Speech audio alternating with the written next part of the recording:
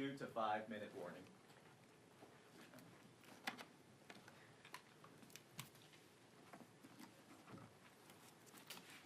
Snazzy.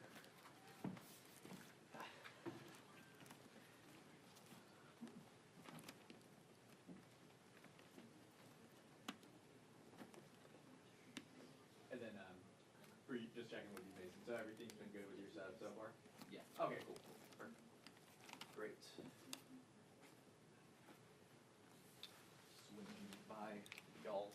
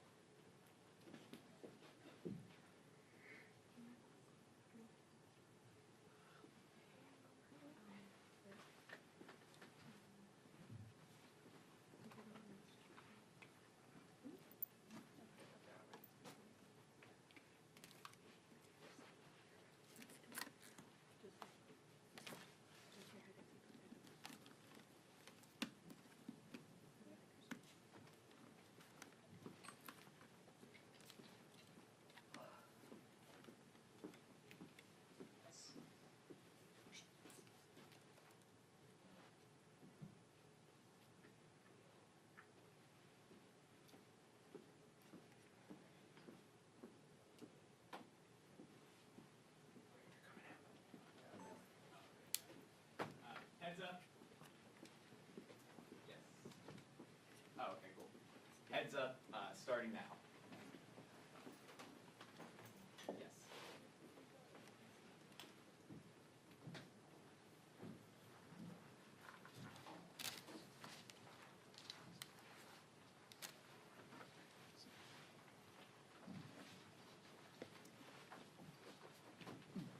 Good morning.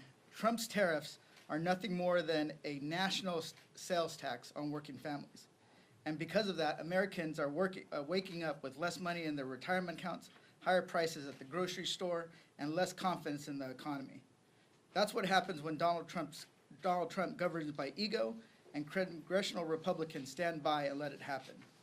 These tariffs aren't part of any real economic strategy. They're just plain dumb because they hurt working families and there's no plan behind them.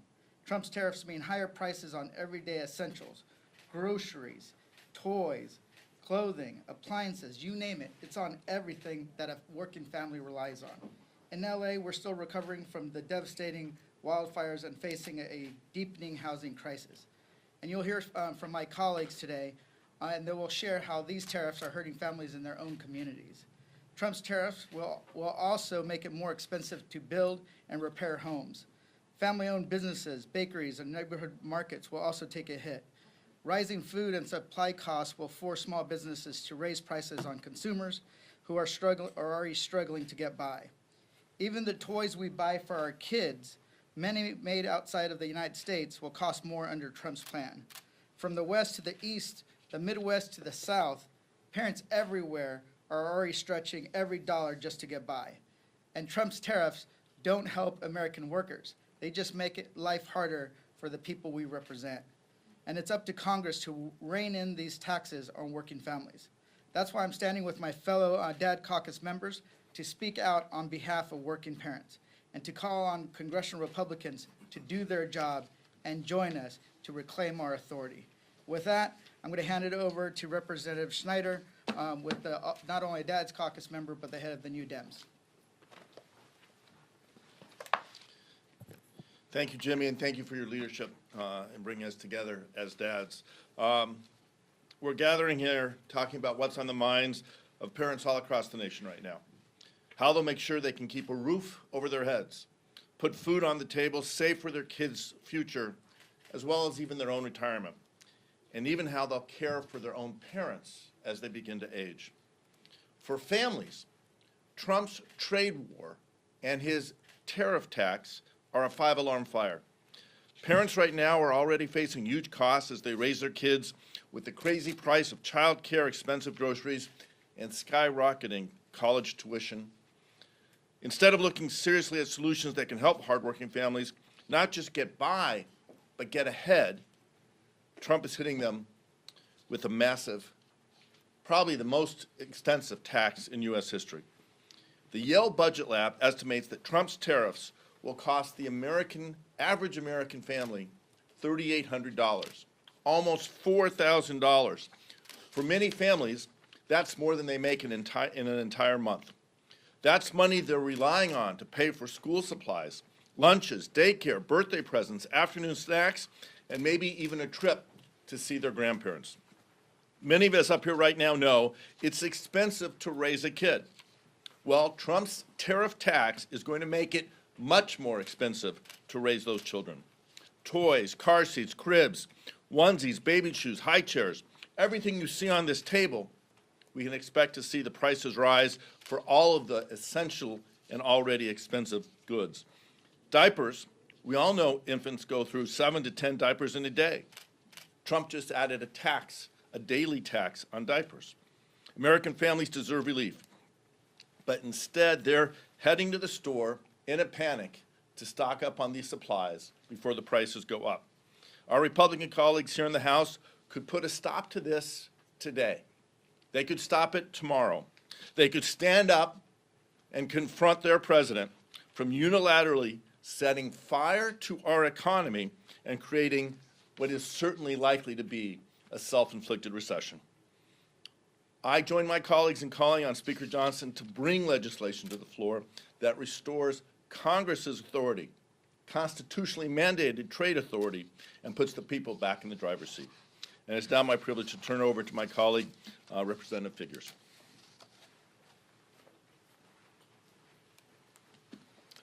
Good morning. These tariffs are yet another example of this administration acting without consideration of how it's going to impact everyday people across this country, most certainly not considering how it's going to impact the average person in my home state of Alabama. Just last year, Alabama exported over $10 million in automobiles manufactured across the state, including in Montgomery, Alabama, which is part of my congressional district. Well, a 25% tariff on this industry is crippling. It's something that's going to harm our ability to be able to maximize the impacts of this industry, one that the state of Alabama has grown to be a leader in this country for. This trickle-down effect is going to impact the ability of those companies to be able to hire workers, not only just the people ability to be able to afford the vehicles.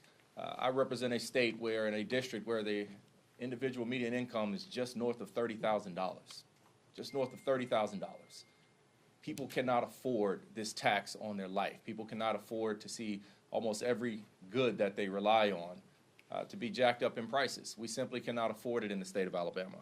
You know, these tariffs are estimated by some to be the largest tax at least since 1982, quite possibly in this history, in the history of this nation. We have never seen this type of recklessness before. We've never seen this type of disregard for the average everyday consumer in this country. Business owners are not going to just suck these expenses up. They will not. They're already saying, if I can't pay it, I'm going to have to pass it on. Well, that gets passed on to me. That gets passed on to people in Greenville, Alabama, and Evergreen, Alabama, and Mobile, Alabama, and Pritchard, Alabama. Some of the poorest people in this nation. They simply cannot afford what this administration is doing. Exports in the state of Alabama, things like shrimp and catfish and other, other foods. We simply cannot do it. We have an enormous agriculture industry in my state, and this is going to make it harder for those companies to succeed. And it's going to make it harder for people to get by every single day. And this is at a time where we are seeing this administration and our Republican colleagues, at the same time they're raising prices on Americans, they are seeking to take benefits away from the most needy Americans. They are proposing SNAP benefit cuts that are of a scale that's going to be disastrous for too many families. They are proposing taking health care away from the people that need it most. And so this is just adding insult to injury and something that we cannot afford to continue to be able to do. People need the government to be there for them. And I'm proud to stand with my colleagues here in the Dads Caucus to do just that, to advocate on behalf of the people that need it most, to advocate on behalf of families, to advocate on behalf of parents. And so with that, I'll turn it over to my colleague from the state of Nevada, Congressman Stephen Horsford. Well, good morning. It's an honor to be here with my colleagues from the Dads Caucus. I want to thank Congressman Jimmy Gomez, also on the Ways and Means Committee, because we're just trying to bring attention to a very simple but true fact, and that is life is already too expensive for families, and dads are bearing a part of that brunt as well. Barely 2 months ago, Donald Trump inherited an economy at record highs. Back then, our allies still considered us friends, our trading partners still considered us trustworthy, and working families still had confidence in the future they were building for themselves and their loved ones. We're here right now, barely 2 months later, because none of that is true anymore. A tariff is a tax, and Donald Trump owns these erratic taxes. But here's the catch. A tariff is also a tool. They can be used to protect our workers and our communities. Trump's choosing to use them to crash our economy instead, and that is terribly unfortunate. This president campaigned in Nevada on lowering prices, but how's he governing? Groceries cost more, appliances will cost more, cars will cost more, clothing will cost more. And there are open discussions about a looming recession that wasn't even on the horizon when we started this year. There are studies that show that Trump's tariffs will cost the American family an average of about $3,800 in lost purchasing power each year. Nevadans expect competence from their government. Nobody is sitting around eager to waste or spend another $3,800 on Trump's trade war. In Las Vegas, we're already grappling with higher prices and a housing crisis.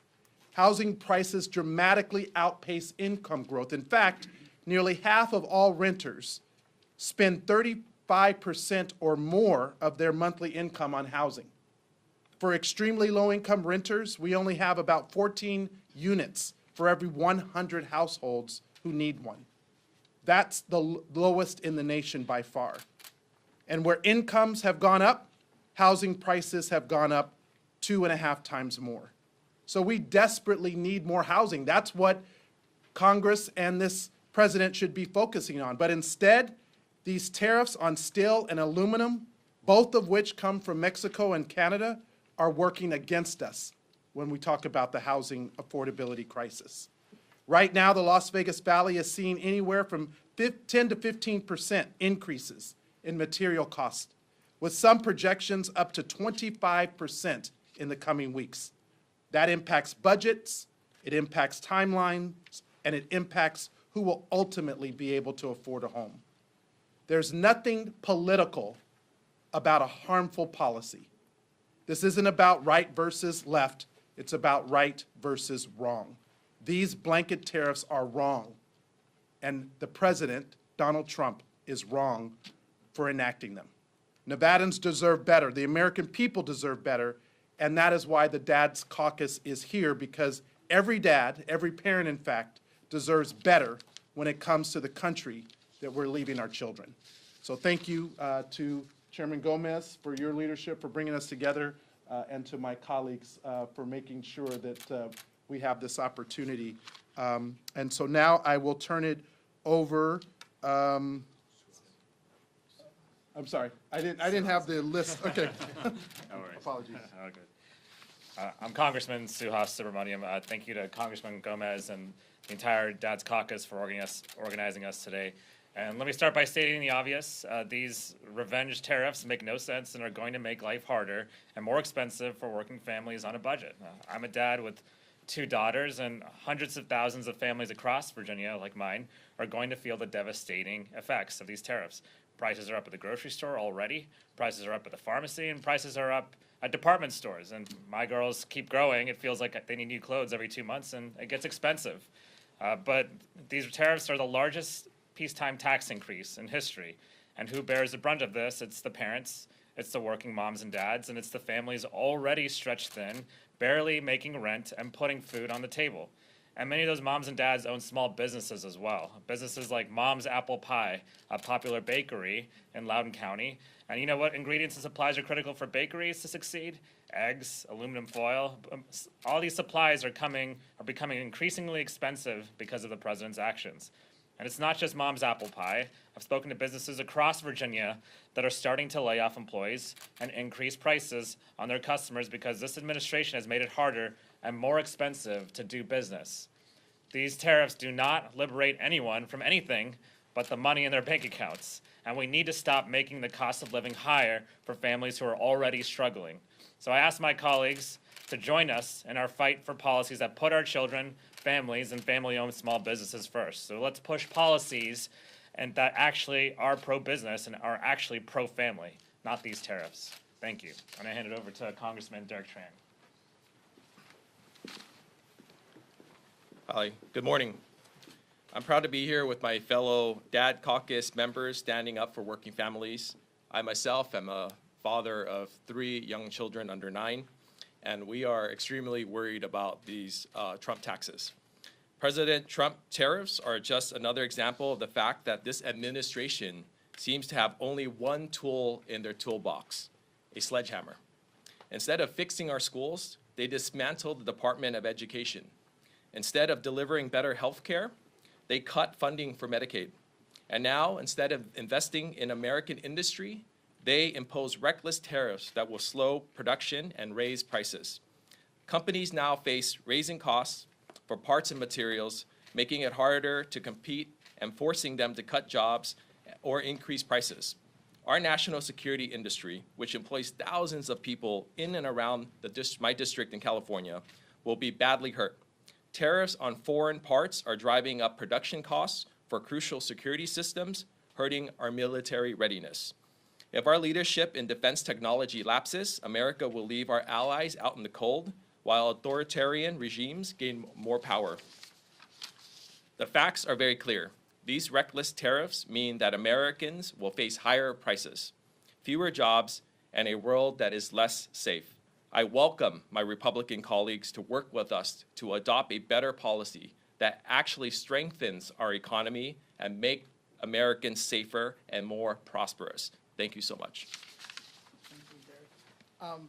And one of the things I want to kind of highlight is some products that are mostly made outside the U.S. As a new dad of a toddler who's 2.5, 99% of all shoes are made outside the United States. On average, a kid, I didn't realize this, they grow out of their shoes so fast that you're constantly replacing them.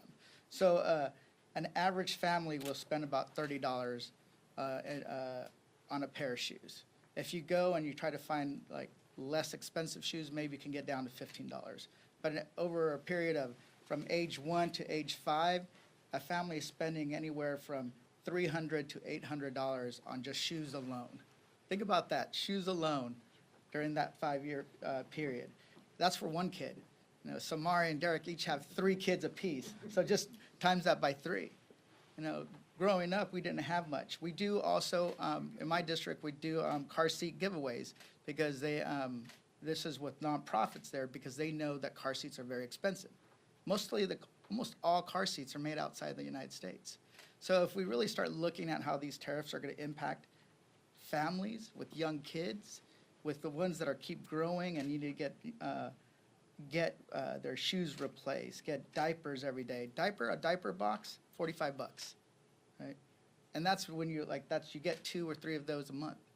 So it's just going to get more and more expensive, and that's why we're here to talk about it. Also, coffee, man, parents are going to be very cranky if they don't get their morning coffee. So this is what the real concern. And then what happens is people pull back, they exchange more expensive products for less expensive products, or they cut it out completely. You see revenue decline in small businesses. Those revenues that decline, you're going to have to, then those owners are going to have to decide, hey, do I pull back on hours, raise prices, or cut jobs or positions altogether? That's how we end up in a recession. And that's why we're here to really kind of emphasize that. Because it's going to fall mainly disproportionately on people on the lower end of the economic ladder. So with that, if there's any questions to any member.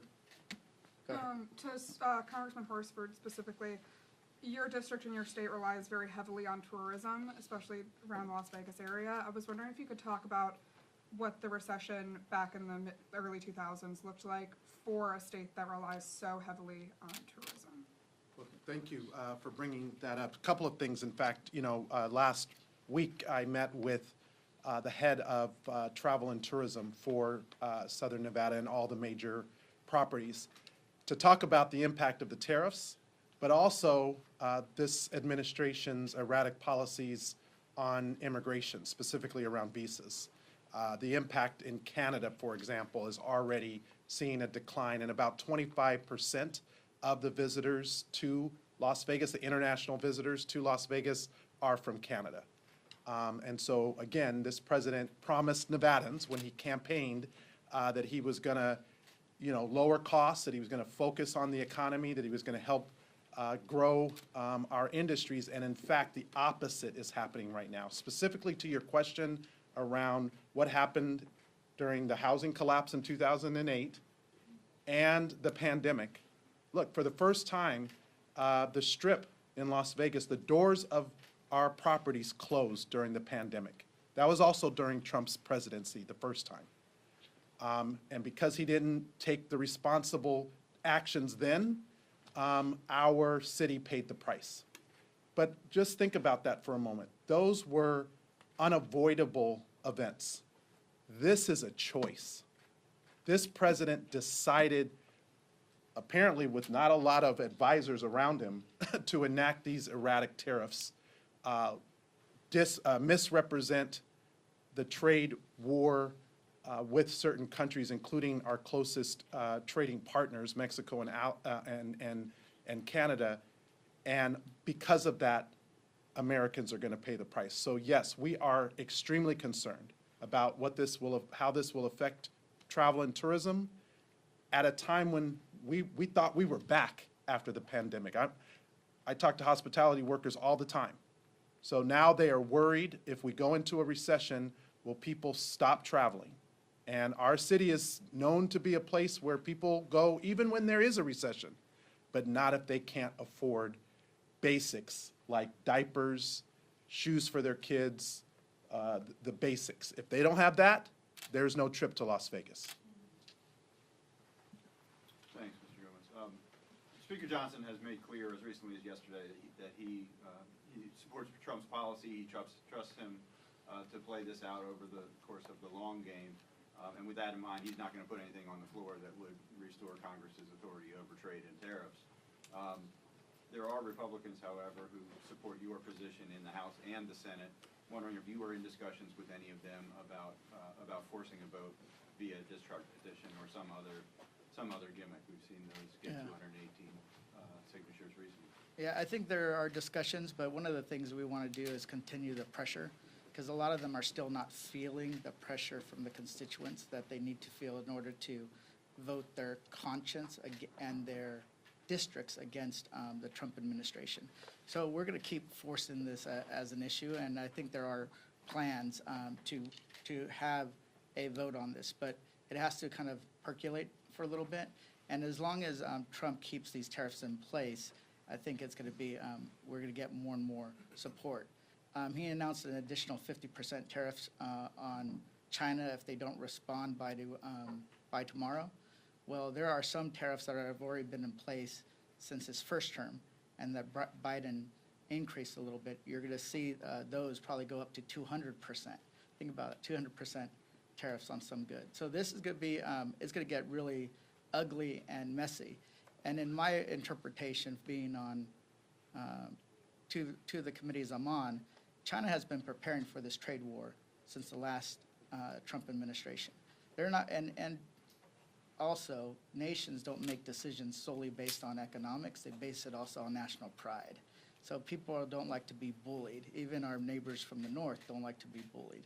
So we're going to keep up the pressure on the Republicans to get more. Because right now, I'm pretty sure if one of them speaks up, it's for political purposes, and they'll get slapped back into place by Trump or Elon Musk pretty quickly. So there's a safety in numbers, so it can't be one or two. It has to be at least a dozen for them to hold strong.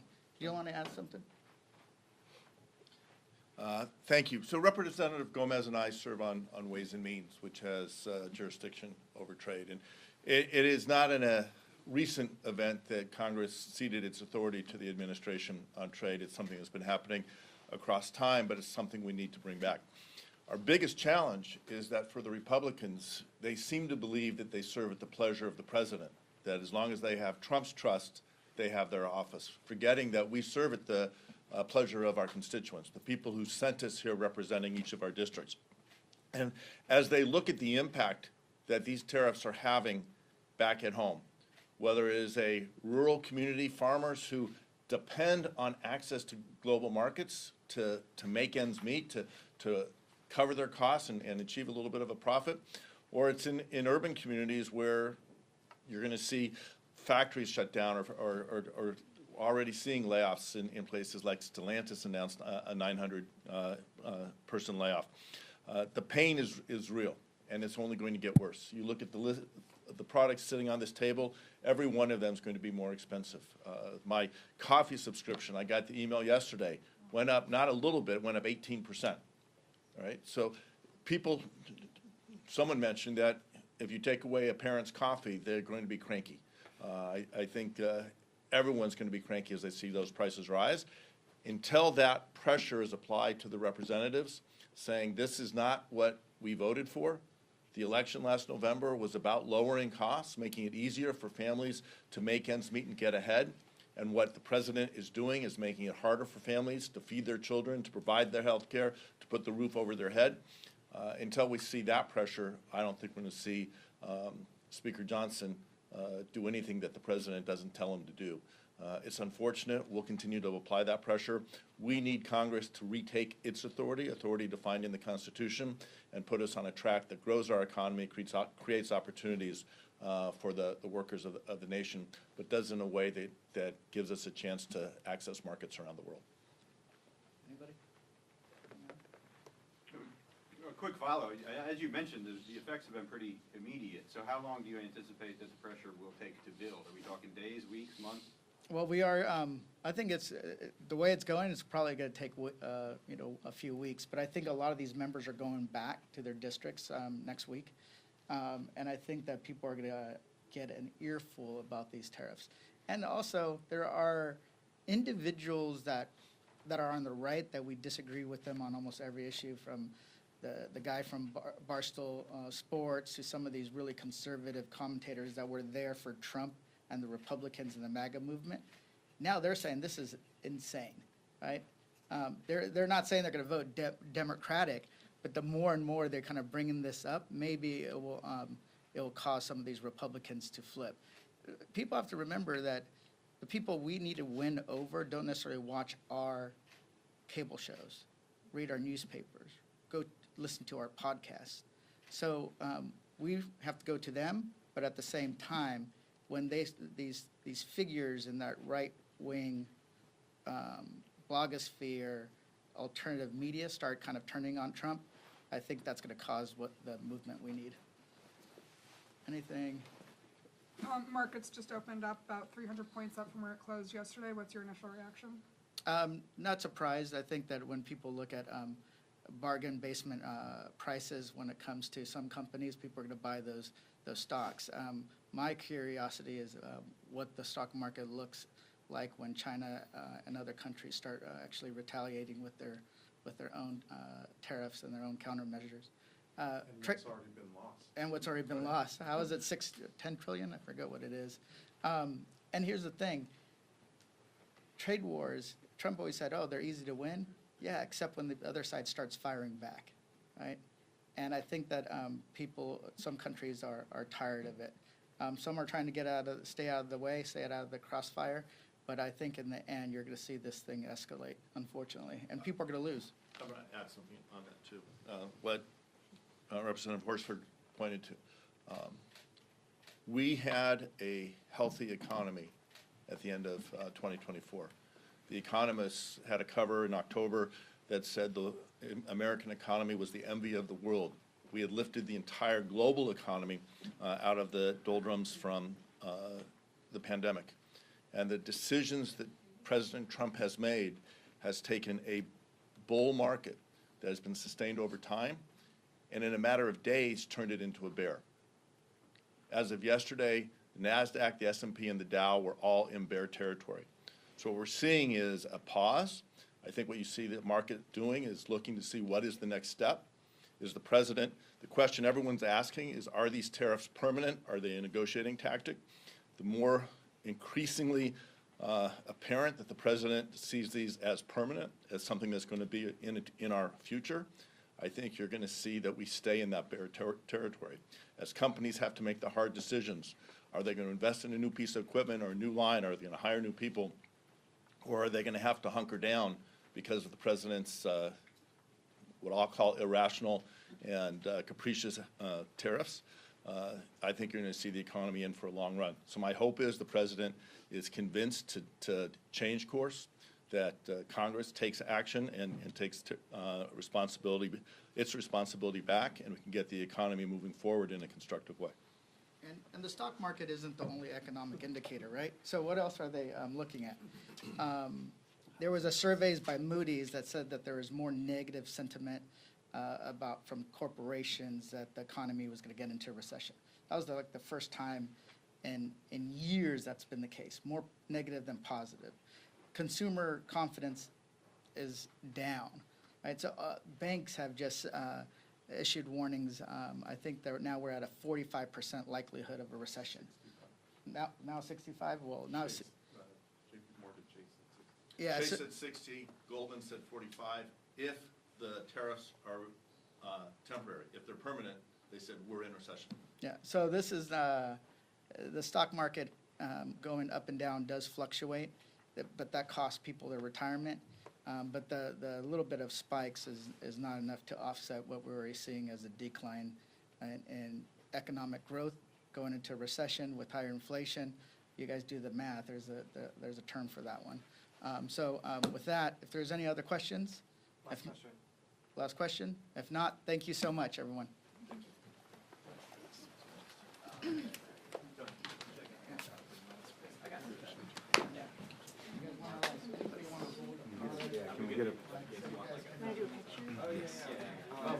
We'll do a photo with all the members.